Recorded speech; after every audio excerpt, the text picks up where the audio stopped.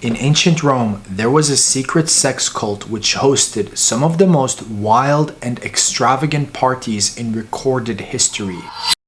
At one point, it became so out of control that the Roman state intervened and ended up arresting and executing around 7,000 people who were involved. In this video, I'm gonna cover the history of this cult, explain to you who they worshipped and what they were all about, as well as why the Roman government feared them so much. And if that sounds good to you, leave a comment, like, and also subscribe to my channel. It would really help me with my growth and allow me to create more content like this in the future. This secret cult worshipped the Roman god Bacchus. He was the god of wine, drinking, partying, and basically an altered state of consciousness. And this cult and the worship of Bacchus actually originates in Greece. Many of the Roman gods are influenced by the original Greek gods. So Bacchus is the Roman version of the Greek god Dionysus or Dionysos. And we have evidence that it goes as far back as 3,500 years in ancient Greece, and it spread to Rome through the southern Italian Greek colonies. And so basically, to understand the Roman cult of Bacchus, we have to understand the cult of Dionysus. They are one and the same. The whole story about Dionysus is that he allowed people to get rid of their inhibitions, get rid of their fears of social judgment, their egos, and break away from the social norms. And his worshippers did this through the power of music, dancing, and drinking wine. Wine was heavily associated with the worship of Dionysus and Bacchus. The worshippers believed wine was the blood of the gods. And some historians believe there's a connection there to the story of Jesus. Unlike other gods who were always worshipped in a temple, Dionysus was always worshipped outdoors, in the wilderness, in forests, woods. He was very much associated with nature, and he was always worshipped outside. There are even some ancient Greek stories of Dionysus where he's portrayed as a traveler coming far from the east. And that's why he's always in these kind of outskirts of civilization, in the outskirts of society. Some historians even find a lot of similarities between Dionysus and the Indian god Shiva. There are a lot of commonalities between them. Some historians believe there's some sort of shared origin there. The rituals associated with the cult of Dionysus were known as the Dionysian mysteries. You can think of them basically as some psychedelic rituals which involved very powerful wine which had psychedelic properties. There's been many studies on this subject, and the whole point of it was to allow people to break away from the strict social rules and norms. It broke the boundaries between the upper and lower classes, between slaves and freedmen, and especially between men and women, where in both Greek and Roman society there were a lot of strict rules towards women. So these cults actually attracted a lot of women to them. And so around the year 185 BC, the cult began to gain popularity in Italy, in the Roman Republic. And they practiced a festival which was known as the Bacchanalia, where there would be a lot of drinking, a lot of celebrations, music, and even sex.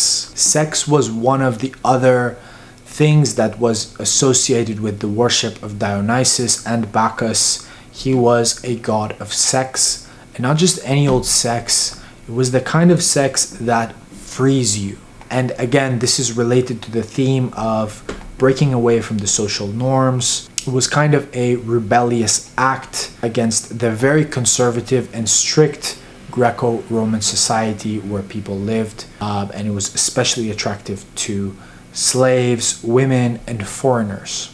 once it began gaining popularity in Roman society, many of the upper class Romans, they feared it. They were afraid their children would get sucked into it and it would kind of corrupt them, poison their minds. At the time, Rome was still a very conservative society. One of the accounts we have of the cult and its practices is from the Roman historian Livy.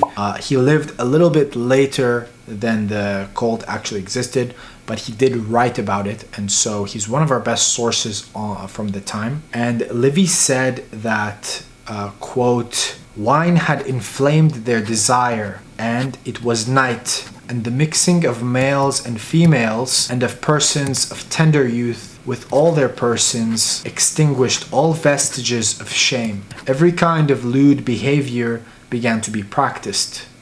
The illegal sexual liaisons of free men and free women were not the only crimes committed." Livy goes on to explain that there were many murders and crimes which were committed during these festivals under the cover of all of the noise and sound, the drums, the cymbals, and the screaming that was going on. The sound of the crimes were actually drowned out by that. It was a big concern for Roman society. Some historians question Livy's account because Livy is known as a very conservative person. The extent to which his account is entirely true, we don't know if these crimes were committed or not, or if it was just slander against the worship of Bacchus and the cult itself. Nevertheless, eventually people informed the Roman consul, who took action, and they investigated the cult. They decided that it was a threat to their society, and they took action. They arrested around 7,000 people, and most of them were eventually put to death, executed. And if you think about it, that's heavy stuff. That's a lot of people to be executed. It was a very serious event in their society. The reason they were so alarmed, the reason that they feared the cult so much, is not only were they kind of early on in Roman history, they were still very conservative, but they had just had a war with Carthage, a major war. They were still very vulnerable to rebellions, to any kind of uprising, any kind of movement which went against the authority was quickly crushed. And that's one of the reasons why they cracked down so hard on this movement. And like most things which are banned, which are made illegal, when there's demand, it still went on for some time, just underground. And the Roman government tried to regulate it. They made certain rules around it, like, you couldn't have so many people attending the Bacchanalia, and it was only for women. They put certain rules to kind of water it down and make it a much safer environment. And it was still practiced over time throughout Roman history. This isn't the only movement of its kind. There are many others throughout history which have existed. For example, there are many parallels between the 1960s movement of free love, Woodstock, and all of that culture. There's a lot of parallels between that and the cult of Dionysus. It's kind of a countercultural movement. So it's not the only time in history that it's occurred.